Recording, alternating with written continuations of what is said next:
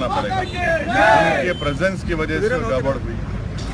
पांचवी बात यह है कि ये एजिटेशन अगर ख़त्म होने का है तो अप्पा राव को जाना पड़ेगा, रोहित का एक्ट बनाना पड़ेगा, और जब तक ये ऐसा नहीं होगा स्टूडेंट कम्युनिटी में गलत मैसेज जा रहा है। मैं कंडेम करता हूँ उन बच्चों को जो गिरफ्तार करने के बाद पुलिस स्टेशन में मारा गया। ये निहायत ही गलत बात है, निहायत ही बकवास है। पुलिस की कस्टडी में किसी को वैन में मारना ये पहली मर्तबा हम सुन रहे हैं।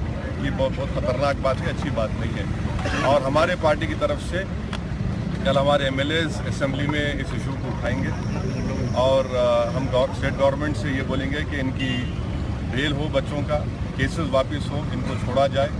और ये बच्चों के ऊपर ये जो हरकत हुई है ये बहुत गलत बात है।